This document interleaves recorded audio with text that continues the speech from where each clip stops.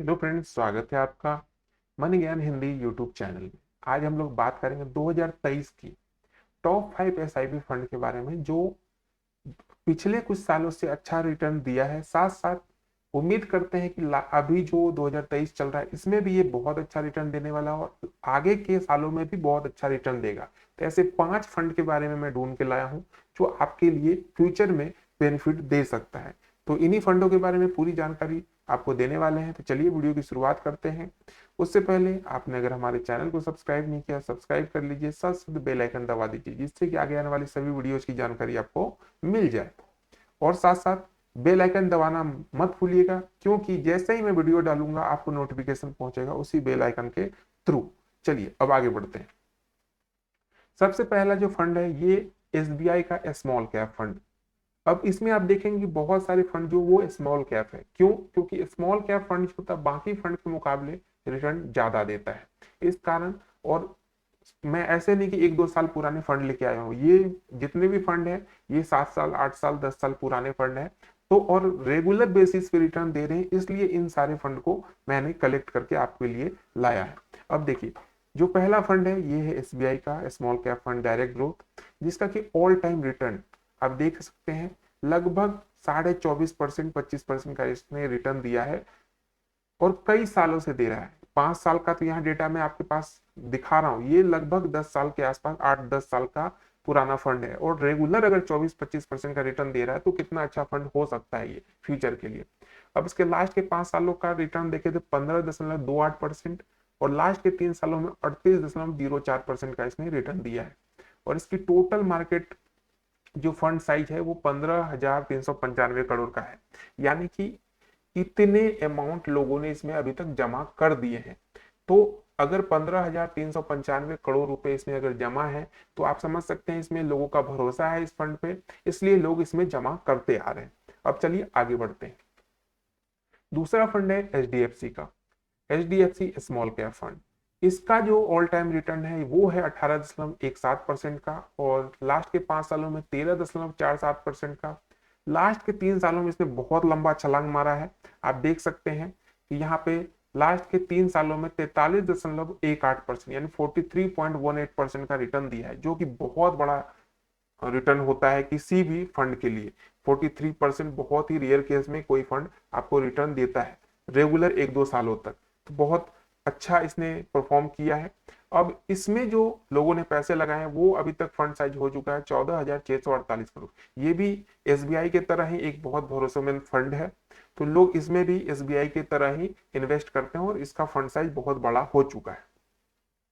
अब मैं बाकी जो भी फंड बताऊंगा उसमें आपको कुछ निगेटिव चीजें भी बताऊंगा कि इस फंड में ये निगेटिव बातें हैं जो बाकी फंड से थोड़े से अलग है। तो चलिए अब आगे बढ़ते हैं। तीसरा फंड है निपोन इंडिया की। ये भी बहुत अच्छा फंड है। इसका भी अगर आप रिटर्न देखेंगे तो बहुत तगड़ा रिटर्न आप यहाँ पे देख सकते हैं। सबसे पहले इसका नाम है Nippon India small cap fund.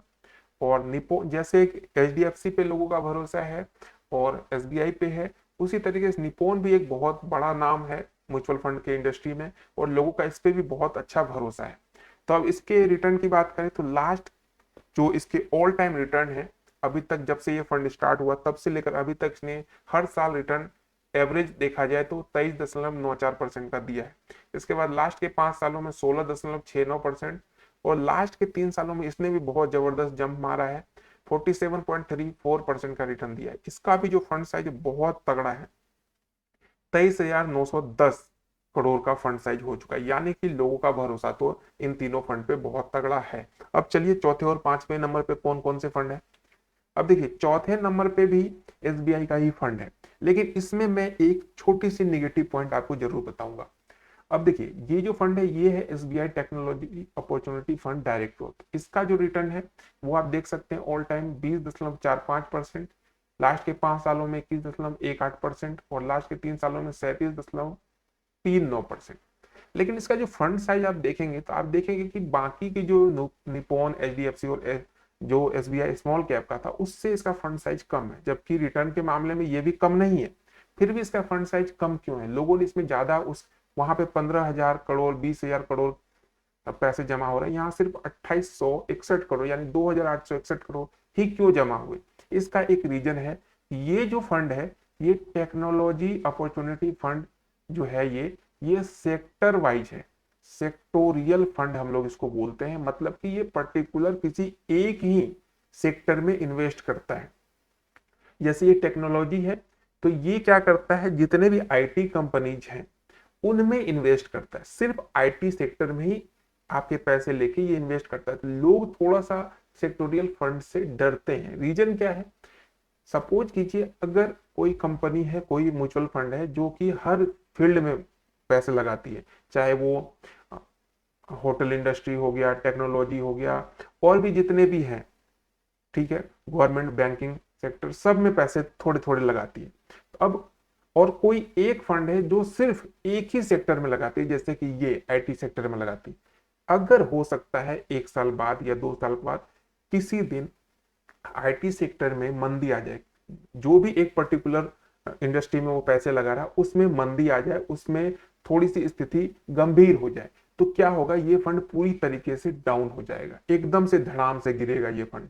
लेकिन यही चीज अगर जो कोई एक ऐसा फंड था जिसने कि आईटी में भी लगाया, गवर्नमेंट फंड में भी लगाया, बैंकिंग सेक्टर में भी लगाया, होटल इंडस्ट्री में भी लगाया, वहां पे क्या होगा, अगर उसकी आईटी सेक्टर से जो रिटर्न है वो थोड़ी सी डाउन हो गई, तो उसके जो बाकी जो सेक्टर में पैसे इन्वेस्ट है वहां से वो थोड़े कवर कर सकता है जितना नुकसान इस फंड को होगा, क्योंकि ये सिंगल एक ही सेक्टर में लगा रहा था। जितना नुकसान इसको होगा उतना बाकी जो डाइवर्सिटी वाले फंड है जो कि अलग अलग सेक्टर में पैसे लगा रहे हैं उनको नहीं होगा। इस कारण से इस फंड पे थोड़ा सा लोगों का भरोसा कम है। फिर भी 2861 करोड़ कम नहीं होते, इसमें भी अच्छा लोगों ने पैसे इन्वेस्ट किए हैं। लेकिन अगर आप रिस्क लेने की क्षमता रखते हैं और आईटी इंडस्ट्री को सोचते हैं कि फ्यूचर में आईटी इंडस्ट्री बहुत ग्रोथ करेगा, तो आप यहाँ पे जरूर इन्वेस्टमेंट कर सकते हैं। अब चलिए आगे बढ़ते हैं 5वें फंड के बारे में। ये है क्वांट का। ये जो क्वांट का small cap fund direct plan growth है, अगर आप किसी भी ऐप पे जाके अगर सर्च करेंगे हाई रिटर्न देने वाले टॉप 5 फंड, उसमें 4 नाम आपको क्वांट के ही दिखेंगे। रीजन, ये ज्यादा पुराना फंड नहीं है, साथ साथ ये जो है रिटर्न के मामले में बहुत तगड़ा है। जैसा कि आप यहाँ देख सकते हैं 15.20% का इसने ऑल टाइम रिटर्न दिया है लास्ट के 5 सालों में, 23.19% का। लेकिन यहाँ पे 3 सालों में जो इसने रिटर्न दिया वो सबके होश उड़ा दिए, 65.81%। आप सोच के देखिए, कोई एक फंड 65.181% का रिटर्न लगातार 3 सालों तक दे रहा है, तो कितना जबरदस्त फंड होगा। लेकिन फिर भी इसका फंड साइज जो है वो कम है। क्यों कम है? क्योंकि लोग हमेशा सेफ खेलना पसंद करते हैं। आपने कभी भी क्वांट नाम से कोई चीज देखा नहीं होगा। अगर एचडीएफसी की बात करें, एसबीआई की बात करें, या और भी जो फंड है उनकी बात करें, तो वो आप रिलेट कर पाते कि मेरे सामने ही तो बैंक है, एचडीएफसी का, एसबीआई का, ठीक है, एक्सिस का, केनरा का, ये सब फंड है। टाटा का, टाटा आप देखते हैं, टाटा की गाड़ी। लेकिन क्वांट का कभी आपने कुछ देखा, प्रोडक्ट देखा? नहीं देखा। इसलिए लोगों का भरोसा जो है ना थोड़ा सा डाउन होता है इस पे।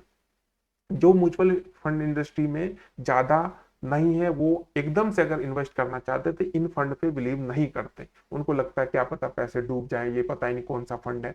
यही रीजन है कि इसमें ज्यादा पैसे इन्वेस्ट नहीं होते।